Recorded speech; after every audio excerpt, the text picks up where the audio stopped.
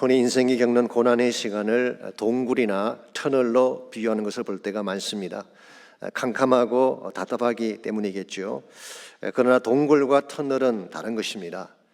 동굴은 들어가는 입구만 있지 출구가 없습니다. 그러므로 깊이 들어갈수록 더 어둡고 답답하기 마련입니다.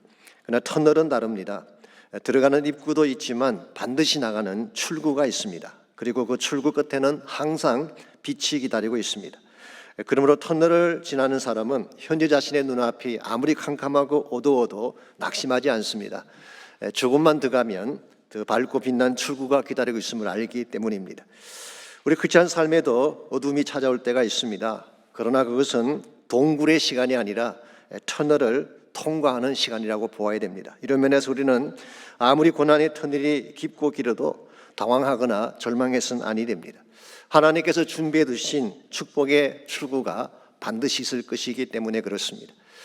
지난 추수감사절 저녁에 미랄의 밤이 온라인을 통해 방영이 됐습니다. 여러분 가운데도 많은 분이 보신 줄 압니다만은 순서 중에 한국의 이지선 자매가 간증을 하는 시간이 있었습니다.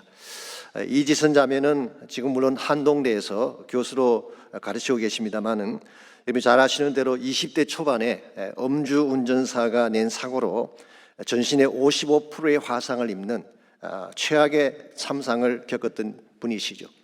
이 피부가 보호 역할을 해야 되는데 피부가 없기 때문에 붕대를 전신에 감고 소독약을 뿌리며 부태했다고 했습니다. 얼굴에도 피부가 없으니까 눈을 감을 수가 없어서 뜬 눈으로 밤낮을 지샐 정도로 고통스러운 나날을 보냈습니다. 그럼에도 불구하고 자신을 받아서 수술해 줄 병원이 어레인지가 되지 않아서 기다리는 시간을 가질 수밖에 없었습니다. 사고를 당한 것이 여름철이었는데 자기 마음의 소원이 첫눈이 오기 전에 수술을 받는 것이었습니다. 그런데 겨울이 오고 크리스마스가 다가오는데 아무런 진전이 없었습니다. 그때 지선자매가 느꼈던 것이 동굴 속에 갇힌 자신의 모습이었다고 합니다. 캄캄하고 답답한 채 모든 것이 막혀있는 자신의 현실을 동굴로 본 것입니다. 그랬는데 성탄들이 가까우면서 친구들이 보내준 성탄 카드가 도착하기 시작했습니다.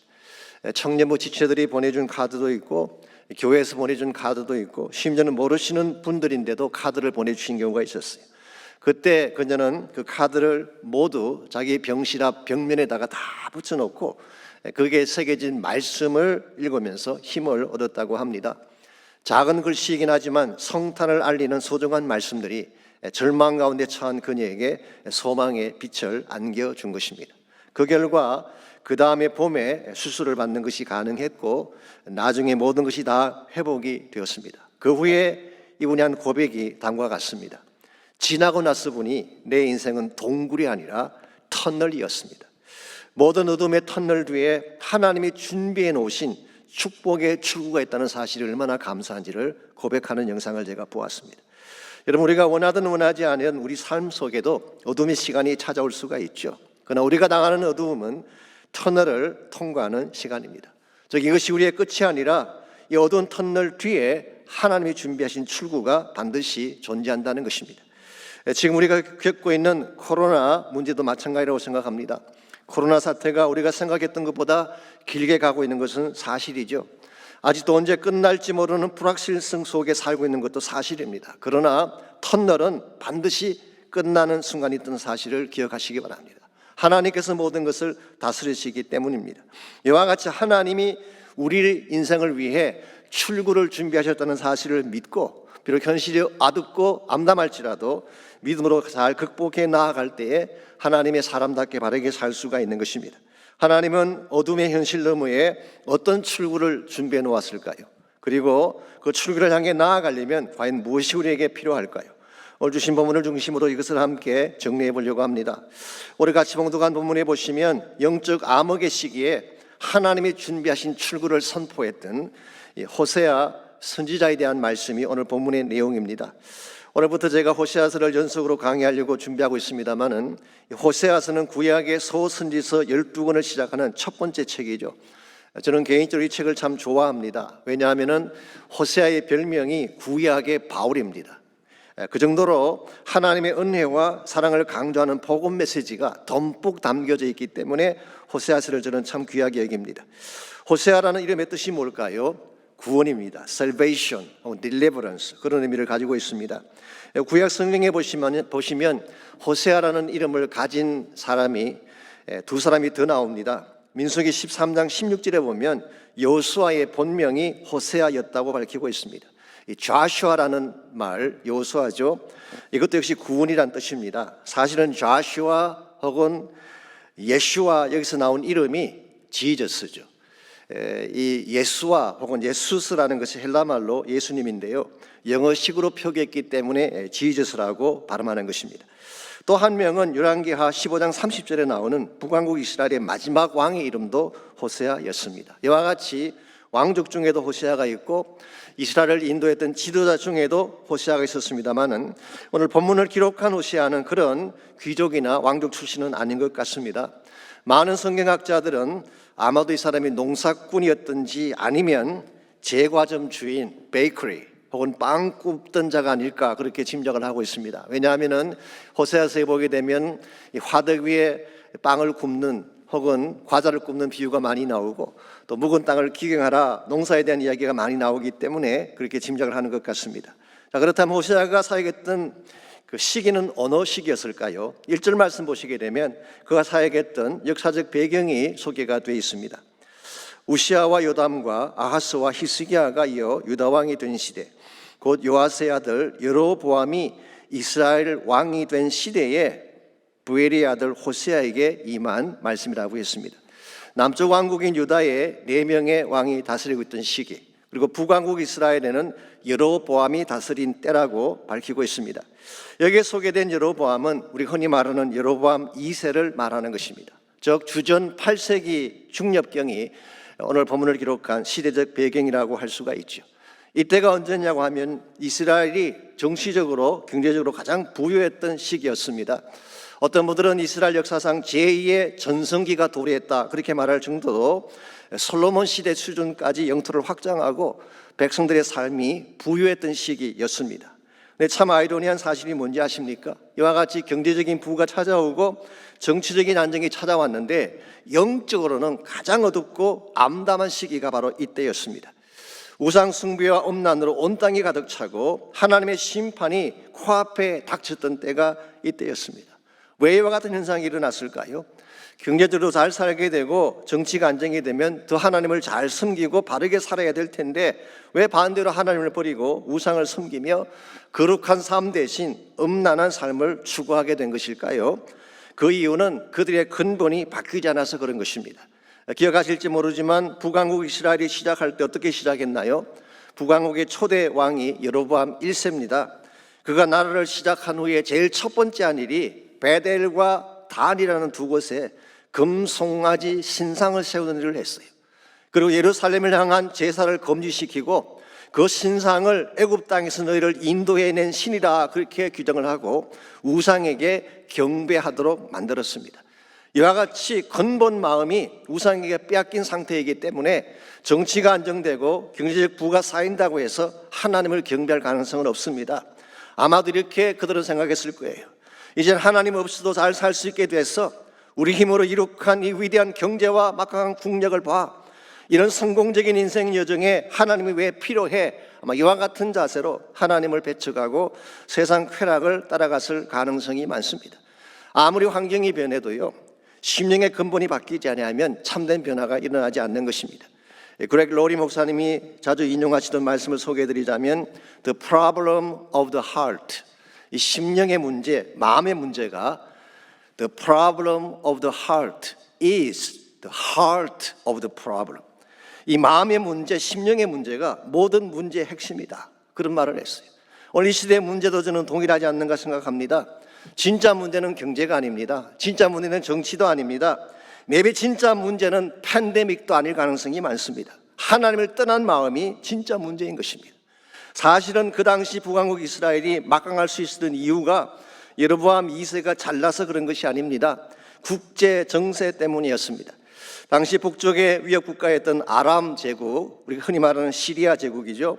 이 시리아 제국이 신흥 제국인 아수르의 등장으로 세력이 약화된 탓에 주어지게 된 일시적 현상에 불과했습니다. 불과 30년 지나게 되면 사라질 일시적인 부와 안정에 속은 나머지 왕과 백성들이 하나님을 버린 것입니다. 그 결과 그들은 심판의 벼랑 끝에 서게 되고 온 민족은 뿔뿔이 흩어질 위기에 처하게 되는, 바로 이와 같은 때에 하나님이 호세아를 부르셔서 하나님 메시지를 선포하게 하신 것입니다. 그러므로 호세아는 북왕국 출신으로서 하나님 부름받고 북왕국 이스라엘을 향해서 약 40년 동안 말씀을 선포했던 사역자라고 할 수가 있습니다. 그런데 호세아의 사역은 좀 독특한 면이 있습니다. 일반적으로는 말씀을 선포함으로 선지자적 사역을 하는데, 호세아의 경우는 가정을 통해서 메시지를 선포하게 된 케이스라고 할 수가 있습니다. 1절과 3절을 보시기 바랍니다. 하나님이 호세아를 부른 후에 제일 첫 번째 주신 분부가 나와 있습니다. 여호와께서 처음 호세아에게 말씀하실 때 여호와께서 호세아에게 이르시되 너는 가서 음란한 여자를 맞이하여 음란한 자식들을 낳으라. 이 나라가 여호와를 떠나 크게 음란함이니라 하시니, 이에 그가 가서 디블라임의 딸 고멜을 맞이하였더니 고멜이 임신하여 아들을 낳았다고 했습니다. 하나님이 선지자를 부르신 후에 그에게 분부한 첫 번째 분부가 뭐냐고 하면 음란한 여자와 결혼을 해서 음란한 자식을 낳으라는 것입니다. 이 좀 특이한 분부죠. 아니, 더 정확하게 말하면 납득할 수 없는 분부라고 할 수가 있습니다. 정숙한 여인을 맞으라고 한다면 모르겠는데 어떻게 음란한 여자를 맞으라고 하시는 것일까? 그러나 거룩한 하나님이 자신의 선지자에게 어떻게 이런 분부를 할 수가 있겠어요? 얼핏 납득이 가지 않을 수가 있습니다. 그래서 어떤 분들은 이것은 진짜 결혼하라는 뜻이 아니라 하나의 비유다, 하나의 환상이다, 그렇게 해석하기도 합니다. 그러나 저는 그게 동의하지 않습니다. 호세아서 전체를 보게 되면 이것은 실제적인 결혼이었던 것 같고 실제로 자녀들을 낳은 사실을 볼 수가 있습니다. 왜 하나님께서 이와 같은 일을 하셨을까? 오늘 본문이 암시로 말하고 있지만 이 나라가 여호와를 떠나 크게 음란하였기 때문이다. 즉 호세아 가정의 사건을 통하여서 음란 가운데 빠진 이스라엘 백성들에게 메시지를 선포하기 위함이라고 밝히고 있습니다. 여기서 음란한 여자라고 하는 말은요, 히브리 말로 제누님이라는 단어인데 사실은 두 가지 해석이 가능합니다. 첫 번째는 음란한 기질이 있는 여자로 해석하는 것입니다. 이 말은 무슨 뜻이냐고 하면 고멜이 결혼할 당시에는 정결한 신부였는데 나중에 음란한 일을 행했다고 보는 것이죠. Innocent but corrupted later. 처음에는 순수했는데 나중에 부패하게 된 케이스. 근데 두 번째 해석은 처음부터 매춘부나 직업적인 장기를 뜻하는 것이라 그렇게 보는 것입니다. 호세아가 결혼할 때 처음부터 장기를 자기 아내로 맞았다고 해석하는 것이죠. 이 두 가지 중에 어느 것이 옳을까요? 여러 가지 많은 견해들이 있긴 합니다만 저는 개인적으로 두 번째 해석이 옳다고 생각합니다. 왜냐하면 이 결혼은 이스라엘 백성의 영적 상태를 보여주기 위한 하나님의 액션이기 때문에 그렇습니다. 당시 이스라엘 백성은 음란의 가능성을 가진 케이스가 아니라 이미 창기처럼 영적으로 하나님을 떠난 케이스, 이미 우상 숭배를 통해서 더럽혀지고 버려진 상태였기 때문에 저는 두 번째 케이스로 보는 것입니다. 하나님께서 호세아에게 보여주신 이스라엘의 모습은 하나님을 떠난 창기였습니다.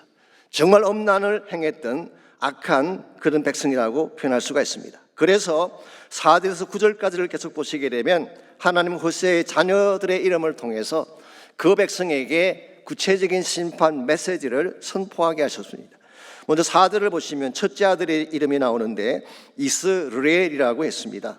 이 이스라엘의 이름 뜻은 하나님이 흩으신다, God scatters, 하나님이 흩으신다 그런 뜻이에요. 이와 같은 이름을 짓게 한 이유가 4절 하반부부터 5절을 보시면 나와 있습니다. 조금 후에 내가 이스라엘의 피를 예후의 집에 갚으며 이스라엘 족속의 나라를 피할 것임이니라. 그날에 내가 이스라엘 꼴짜기에서 이스라엘의 활을 꺾으리라 하시니라. 조금 내용이 복잡하긴 합니다. 그러나 우리는 말씀을 사모하는 사람들이니까 두리뭉실 지나갈 수는 없습니다. 조금 힘들긴 하지만 정리하는 게 좋을 것 같습니다. 여러분, 여기에서 이스라엘이라는 단어와 이스라엘을 혼돈하면 안 됩니다. 이스라엘은 아시는 대로 야곱의 이름이었죠. 그리고 이스라엘 민족의 이름이 이스라엘입니다. 그런데 이스라엘은 원래 지명입니다. 이스라엘 북쪽에 있는 곡창지대를 말하는 것입니다. 아시는 남쪽 유다는 광야가 많았죠. 그래서 주로 양을 치는 목축을 했다고 한다면 이스라엘의 북쪽은 평원이 많았습니다. 그래서 농사를 많이 지은 것입니다. 성지순례를 가보신 분들은 잘 아시겠지만 이 갈멜산 북부에는 넓은 평원이 있죠. 그 평원이 바로 이스라엘 평원이에요. 거기에 가게 되면 머깃도라는 지역이 있습니다. 이 머깃도가 아마겟돈의 장소이죠. 하머깃도. 아마겟돈이라는 단어가 사실은 머깃도의 언덕이다 그런 뜻이에요. 그래서 최후의 전쟁이 벌어질 장소, 요시야 왕이 전사했던 장소가 머깃도인데 그게 바로 이스라엘에 있어요. 뿐만 아니라 나봇의 포도원이 그 지역에 있습니다. 그러므로 정리하면은 이스라엘이라는 이 지경은요, 이 땅은 한마디로 아합 왕의 아지트가 있던 곳, 바알 숭배자의 본거지가 있던 곳이라고 할 수가 있습니다. 그래서 하나님은 그날에 그 지역에서 이스라엘의 활을 꺾으시리라, 북왕국 이스라엘을 심판하시겠다 그런 뜻이에요. 그래서 이스라엘이라는 이 아들의 이름은 바로 심판의 메시지를 담고 있다고 할 수가 있습니다. 6절에 보시게 되면 두 번째 자녀 딸이 나오는데 딸의 이름을 로 루하마라고 지으라고 했습니다. 히브리 말로 앞에 로자가 붙으면 엘오입니다. 없다는 뜻이에요. 그래서 로피리, 로멀시, 더 이상 긍휼이 없다, 더 이상 은총이 없다, 그런 의미를 가지고 있습니다.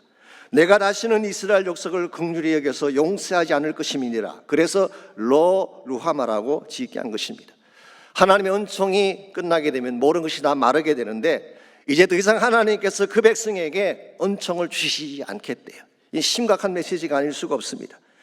9절 말씀 보시게 되면 세 번째 자녀가 나옵니다. 이번에는 아들인데 그 이름을 로암미라고 지으라고 했습니다. 역시 로자가 들어가죠. 이것은 not my people, 너희는 내 백성이 아니다, 나는 너희들의 하나님이 되지 않겠다, 그런 의미에서 그 아들 이름을 로암미라고 짓게 했습니다. 즉 관계성을 끊겠다는 것입니다. 세상 말로 표현하면 연을 끊고 이제 남남이 되겠다, 그런 선포예요. 이렇게 되면 이스라엘은 고아가 되는 것입니다. 나라 없는 백성이 이루어서 뿔뿔이 흩어지는 신세가 되는 것입니다. 여러분, 이와 같은 것이 그 당시 이스라엘에 처해 있는 영적 상황이었습니다. 북쪽의 아수르는 끓는 가마처럼 이스라엘을 향해 달려오고 있는데 은총의 기회는 끝이 났고 그들은 마치 버려진 고아처럼 누구 하나 돌볼 수 없는 상황에 처한 것, 이것이 바로 호세아가 부름받았을 때의 이스라엘의 정황이라고 할 수가 있습니다. 한마디로 길이 없어요. 어디를 둘러봐도 눈밖에 보이지 않는 캄캄한 터널 속에 들어온 것 같은 상태가 오늘 본문에 묘사된 이스라엘의 모습이라고 할 수가 있습니다. 근데 참 감사한 것이 무엇인지 아십니까? 호세아서는 여기서 끝나지 아니하고 계속 말씀이 이어진다는 사실이에요. 분명히 고난의 터널, 암울한 역사의 터널은 그들에게 주어졌지만 이 터널 너머에 하나님이 준비하신 출구가 있다는 사실을 밝히고 있어요. 사실은 이것이 호세아 전체를 흐르고 있는 주제라고 할 수가 있고요, 사실은 이것이 우리를 향하신 하나님의 계획이라고 부를 수가 있습니다. 여러분, 하나님을 떠나서 범죄하고 절망의 수렁에 빠진 것이 이스라엘 백성에게만 해당될까요? 아닙니다. 우리도 마찬가지예요. 우리 모두 우리의 죄악 때문에 절망의 수렁에 빠지고 빠져나올 수 없는 고난의 현장에 처한 것이 사실이죠. 그런데 참 감사한 것이 무엇인가요? 하나님은 인간의 실패가 끝나는 곳에 하나님의 출구를 예비해 두셨다가 그것을 향해 나아갈 수 있게 만든다는 사실이에요. 인간의 실패가 끝나는 그곳에 항상 하나님의 시작이 있습니다. 이 사실을 깨닫고 터널에 갇힌 상황이 올지라도 하나님을 향해 나아가게 될 때에 하나님이 준비해 놓으신 서의 소망의 축복을 누리게 되는 것입니다. 오늘 여러분과 제 삶 가운데도 답답한 현실이 주어질 가능성이 있습니다. 코로나 바이러스뿐만 아니라 경제적인 문제도 있을 수가 있고 관계성의 문제가 있을 수도 있고 maybe 영적인 막힘의 문제를 가진 분도 계실지 모르겠어요. 그러나 이와 같은 답답한 터널 끝에 하나님은 축복의 출구를 준비해 놓으셨어요. 우리 인생의 터널 끝에, 절망의 터널 끝에 하나님 과연 무엇을 준비해 놓으셨을까요? 오늘 같이 봉독했던 10절과 11절을 보게 되면 하나님은 절망의 터널 끝에 세 가지 회복을 준비해 놓으셨어요. 여러분, 이 사실을 알게 되면 여러분 인생 가운데 어떠한 고난의 터널이 주어져도 하나님의 축복을 향해 나아갈 수가 있게 됩니다. 그래서 오늘 이 시간에 하나님이 터널이 끝나는 곳에 준비해 놓으신 세 가지 차원의 출구 혹은 세 가지 차원의 회복을 여러분과 함께 나누려고 합니다. 첫 번째로 하나님이 준비하신 것이 언약의 회복을 준비해 놓고 계세요. 언약의 회복. 10절 말씀 제가 봅니다. 그러나 이스라엘의 자손의 수가, 이게 그러나가 굉장히 중요한 but 빅 반전이죠. 아주 큰 반전이 시작됨을 보인 것입니다. 제가 ISV라는 성경이 있습니다. International Standard Version인데요. Despite this, 이와 같은 상황에도 불구하고 그렇게 번역했어요. 이와 같이 그들이 암담한 상황 가운데 처하게 되고 빠져나갈 길이 없는 터널 속에 들어간 것처럼 보이지만, 그러나 이스라엘 자손의 수가 바닷가의 모래같이 되어서 헤아릴 수도 없고 세울 수도 없게 될 것이라고 말씀하고 있습니다.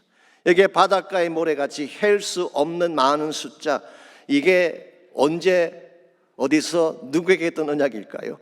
아마 창세기를 기억하시는 분은 다 아실 것입니다. 아브라함을 부르셨을 때 주셨던 언약이에요.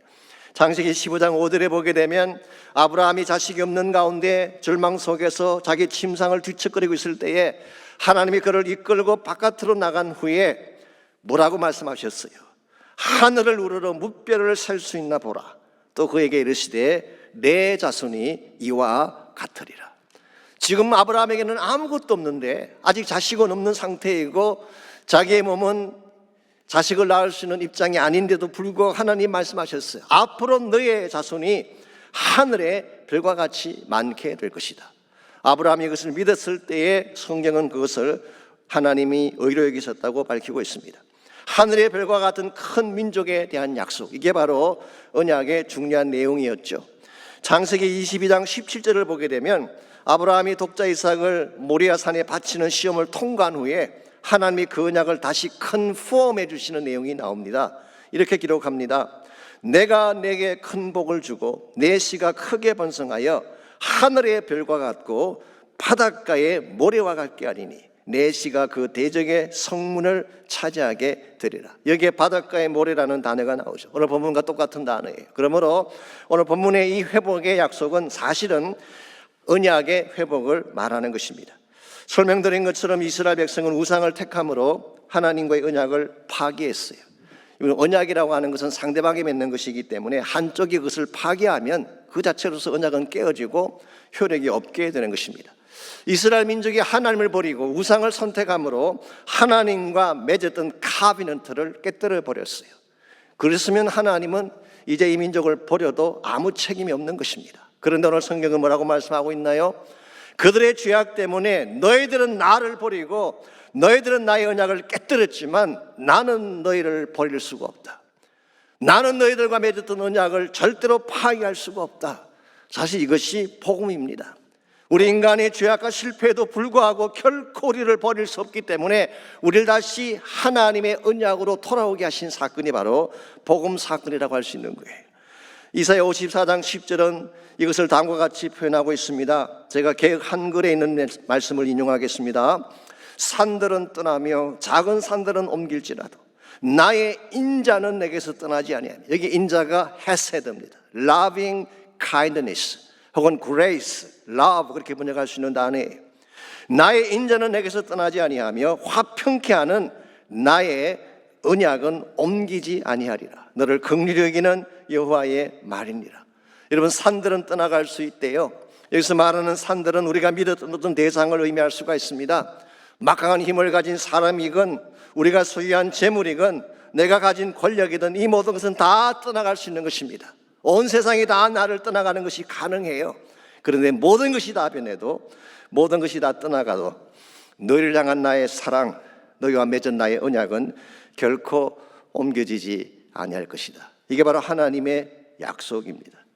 사실은 이와 같은 하나님의 언약을 성취하기 위해 2000년 전에 이 땅에 오신 분이 계십니다.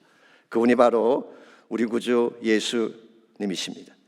주님은 우리 인간이 깨뜨린 그 언약을 회복하기 위해, 우리 인간이 파괴해버린 하나님과 깨어진 언약을 다시 회복하기 위해 자신의 피로 새 언약을 체결해 주셨어요. 이걸 우리는 십자가 사건이라고 부르는 것입니다. 그래서 우리는 십자가를 Blood Covenant, 피의 언약이라고 부르는 이유가 여기에 있는 것입니다. 저는 이것이 죽음의 절망 속에 처한 여러분과 저를 향한 하나님의 출구라고 저는 생각합니다. 하나님은 우리의 죄악 때문에 죽을 수밖에 없는 가운데 있는 인류를 건져내기 위해서 예수님을 통해 언약을 회복하시고 그 언약의 십자가를 통해 다시 하나님의 은혜 앞에 나아갈 수 있도록 길을 열어 주신 것입니다. 그 결과 우리는 아브라함이 가졌던 모든 축복을 우리도 누리게 되고 하나님 나라를 유산으로 물려받게 되고, 그리고 우리 삶 가운데 아무리 어려운 절망이 찾아와도 하나님의 보호하심 가운데에 넉넉하게 승리하며 살 수 있도록 이끌어 주시는 것입니다. 미국의 수영 선수 중에 찰스 머리라고 하는 선수가 있었습니다. 이분은 1967년도에 신시내티 대학을 다니고 있었는데요. 그 다음 해인 1968년도에 하계 올림픽이 있었습니다. 그 올림픽에 출전하기 위해서 수영, 다이빙 연습을 열심히 하는 분이었어요. 사실은 이 청년이 한때는 하나님을 믿고 교회를 나가던 친구인데 이런저런 핑계로 하나님을 믿지 않고 교회로 나가지 않는 가운데에 그는 올림픽에 나가서 꼭 금메달을 따고 싶다는 그 열망으로 연습을 정말 많이 했습니다. 어느 날 밤인데요, 잠이 오지 않아서 연습하기 위해서 수영장으로 나갔습니다. 나갔더니 달빛이 아주 찬란하게 비치는 그런 밤이었습니다.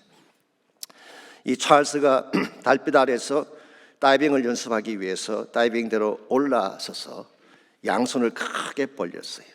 그랬더니 달빛에 자신의 그림자가 그 맞은편에 있는 수영장 반대편에 있는 벽에 그 그림자가 비치는데 팔을 벌린 그것이 꼭 십자가 형상처럼 보인 것입니다. 이 십자가 형상을 보는 순간 그의 마음속에 한동안 잊어버렸던 하나님이 생각이 났어요. 아마 성령께서 감동을 주신 탓인 줄 압니다. 그리고 자신도 모르게 십자가를 찬양하는 찬송이 터져나온 것입니다. 이 찬송을 다 부르고 났더니 수영을 연습할 마음이 사라져서 그냥 그는 다이빙 계단을 내려오게 됐어요. 내려오던 중에 놀라운 사실 하나를 발견하고 깜짝 놀라게 됩니다. 왜냐하면 수영장에 물이 하나도 없었던 것입니다. 이 관리하는 사람이 청소하기 위해서 물을 빼놓았던 것인데 밤이라서 미처 그것을 보지 못하고 그는 다이빙대 위로 올라간 것입니다. 만일 그날 밤에 그가 뛰어내렸다면 어떻게 됐을까요? 그는 그대로 죽고 말았을 것입니다. 결국 달빛에 비추인 십자가가 자기를 구원한 것입니다. 이 사실을 깨달은 찰스 머레이가 그 자리에 무릎을 꿇고 하나님께 회개 기도를 드립니다. 십자가 은혜로 자신을 구원해 주신 것을 감사하고 하나님을 떠나갔던 그가 마치 돌아온 탕자처럼 아버지 품으로 돌아옴을 고백하며 그의 삶에 새로운 계기가 시작되었다고 하는 간증이 있습니다. 여러분, 십자가는 우리를 살리는 능력을 가지고 있어요. 죄악으로부터 우리를 건져내고 죄의 권세로부터도 우리를 건져내지만 우리를 위기 가운데서 건져내는 힘이 십자가에 있는 것입니다.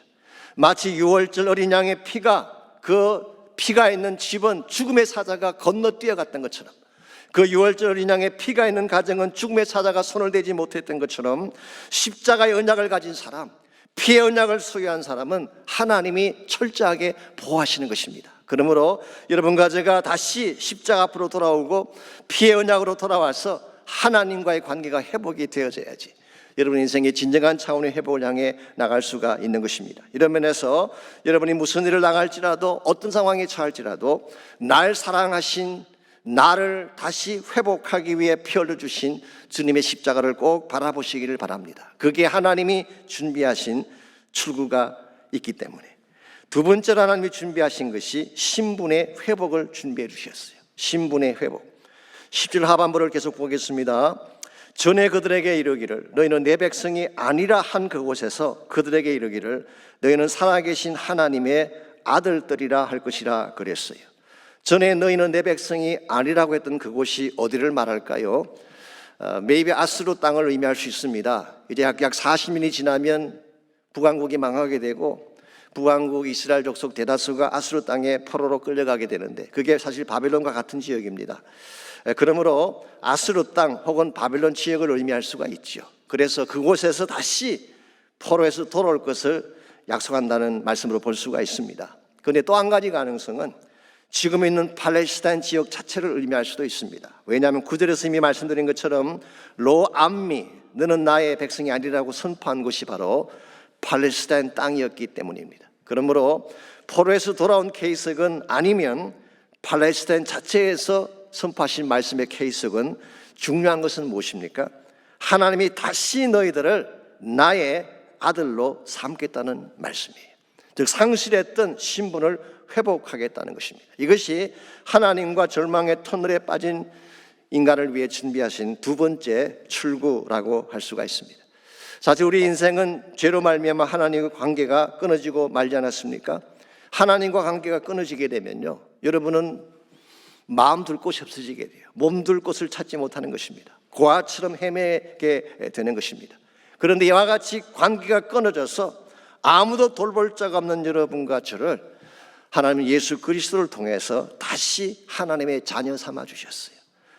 그 결과 우리는 하나님의 우리에게 본래 주셨던 신분을 회복하고 하나님의 아들과 딸로서 살 수 있게 된 것이죠. 이게 복음이고 이게 사실은 은혜입니다. 여러분, 우리 인생을 가장 아프게 하는 이슈 중에 하나가 뭔지 아십니까? 이 관계성의 단절이 일어났을 때에 가장 큰 아픔을 가질 수가 있습니다. 고아들을 불쌍하다고 말하는 경우가 가끔 있는데요, 가장 불쌍한 이유가 뭔지 아십니까? 아파도 아프다고 말할 대상이 없다는 사실이에요. 제가 아는 목사님 사모님이 한국에서 이런 글을 쓰신 걸 제가 오래전에 본 적이 있습니다. 그 사모님은 특수교육과를 전공하고 특수한 아이들을 돌보는 사역을 많이 하셨어요. 그래서 그분이 가깝게 돌보던 아이 중에 민수라고 하는 초등학교 1학년 아이가 있었는데 부모가 없는 고아였습니다. 그래서 가끔 자기 집에 데리고 와서 같은 나이에 자기 아들과 같이 잠도 재우고 그런 일을 했어요. 그런데 하루는 자기 아들이 밤에 잠을 자다가 침대에서 쿵 하고 떨어졌어요. 그러니까 엄마 하고 우는 것입니다. 그때 이 사모님이 급히 달려가서 아파하는 아들을 가슴으로 안아주면서 괜찮아, 엄마가 있잖아, 그렇게 말을 했어요. 이 말을 하는 순간 문득 자기 마음 이런 생각이 들더라고 합니다. 하나님, 고아들은 이와 같은 때에 누구를 부르나요? 당혹스럽고 아픈 일이 갑자기 생겼을 때 고아들은 누구를 불러야 할까요? 아파서 그래도 달려올 자가 없다는 사실, 짜증나고 속이 상해도 때를 쓸 엄마가 없다는 사실, 이게 사실은 고아들이 가지고 있는 가장 큰 아픔이라고 할 수가 있죠. 오늘 세상에 영적인 고아들이 많습니다. 하나님 만나지 못한 사람들은 다 이와 같은 상태에 있는 것입니다. 아무리 아파도 그 마음을 달래줄 자가 없어요. 아무리 큰 고통을 당해도 나를 돕기 위해 달려올 자가 없는, 이게 바로 영적인 고아의 상태예요. 근데 하나님은 이와 같은 우리를 예수님을 통해서 다시 신분을 회복시켜 주시고 하나님의 아들과 딸이 되게 하신 것입니다. 요한복음 1장 12절에 뭐라고 되어 있나요? 영접하는 자, 곧 그 이름을 믿는 자들에게는 하나님의 자녀가 되는 권세를 주셨다고 했어요. 여러분들은 하나님의 자녀가 된 줄 믿습니다. 권세를 가진 거예요. 하나님의 아버지십니다. 여러분이 아무리 힘들 때에 부르짖어도 당장 달려와서 도와줄 수 있는 하늘 아버지가 계시는 분들, 그게 여러분들이에요. 이게 신분이 회복되었기 때문에 가능한 것입니다. 이제는 우리가 힘들 때 혼자 바둥거릴 필요가 없습니다. 하나님께 요청하면 돼요. 길이 막혔을 때 당황할 필요가 없습니다. 하나님께 도와달라고 부르짖으면 되는 것입니다.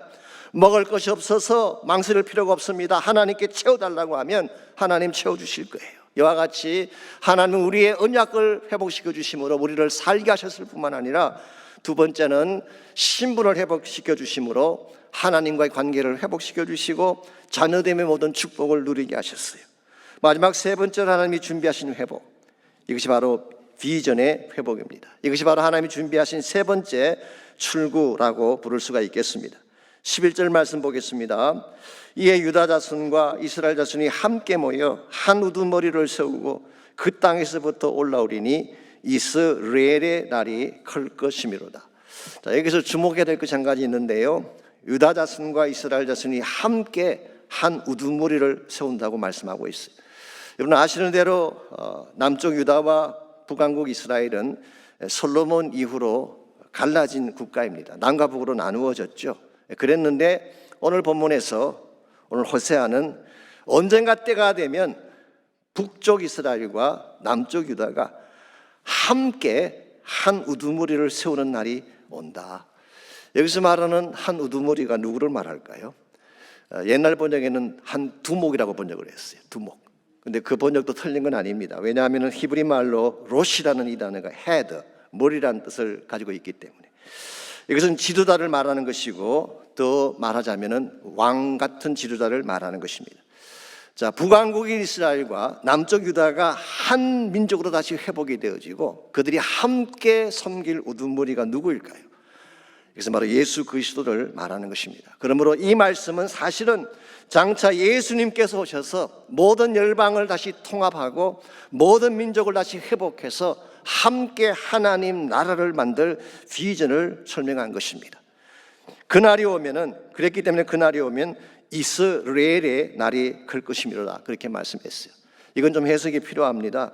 앞에서 첫째 아들의 이름을 이스라엘로 붙이라고 했는데 그 말의 의미는 God scatters, 하나님이 흩으신다, 심판 메시지라고 의미를 말씀을 드렸죠.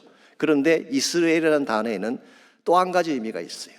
하나님이 흩으신다, God scatters, 이 의미도 가지고 있지만 또 한 가지 의미는 God plants, God sows, 하나님이 심으신다, 하나님이 씨를 뿌리신다. 이 두 가지 의미를 함께 갖추고 있는 단어가 바로 이스라엘이라고 하는 단어입니다. 이와 같은 것을 더블 커노테이션, 이중적 의미라고 이야기하죠. 옛날에 저희 둘째 아이가 어렸을 때, 아주 어렸을 때 저에게 가끔 이렇게 조크를 한 적이 있습니다. 하루는 저에게 와서, 아빠, do you know why bicycle keeps on falling down? 왜 자전거가 자꾸 넘어지는지 아느냐고. I don't know. You tell me. 난 모르겠다. 네가 말해봐라 그랬더니 because it's too tired. 여기 to라는 단어가 나오죠. TWO를 의미할 수도 있고 TOO를 의미할 수도 있어요.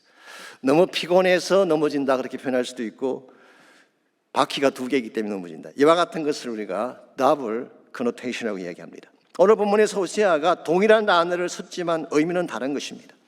심판을 선포했을 때 이스라엘은 하나님이 흩으시고 깨뜨리는 장소였어요. 그랬는데 그 동일한 장소에 하나님은 복음의 씨앗을 뿌리셔서 엄청난 추수의 열매를 거두시겠다는 것입니다. 이게 하나님께서 마지막 시대 하시는 일이에요. 우리 인간의 죄악 때문에 흩어지고 나누어진 열방들 10년 가운데에 하나님이 복음의 씨앗을 뿌려주셔서 모든 민족 모든 족속이 왕 되신 하나님께 나아가서 하나님을 찬양하며 복음의 꽃을 피우며 하나님 나라를 만들어가는 비전, 이것이 하나님이 여러분과 저를 위해 준비해 두신 궁극적인 출구라고 할 수가 있습니다.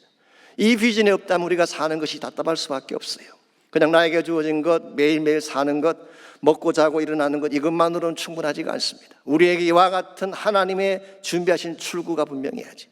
내가 살아야 될 이유, 내 비전의 진정한 의미가 나에게 주어져야지 우리 인생을 바르게 살아갈 수가 있는 것입니다. 저는 성탄절의 의미가 바로 이와 같은 하나님의 비전을 이루는 데 있다고 생각을 합니다. 예수님께서 2000년 전 이 땅에 오신 목적은 절망의 터널 가운데서 신음하는 인류를 구출해서 하나님 나라를 이루기 위해 예수님께서 이 땅에 오신 것입니다. 여러분과 이 사실을 바로 알고 성탄의 의미를 바르게 행할 수 있을 때에 개인적으로도 하나님께 바르게 쓰임받을 수가 있고 교회적으로도 하나님의 바르게 쓰임받는 교회가 되는 것입니다. 이런 측면에서 성탄은 선교입니다. 절망에 빠져 허우적거리는 수많은 사람들에게 하나님이 준비하신 새 소망의 출구가 있다는 사실을 선포하고 이 복음을 전가하는 사건이 바로 성탄 사건이라고 할 수가 있습니다.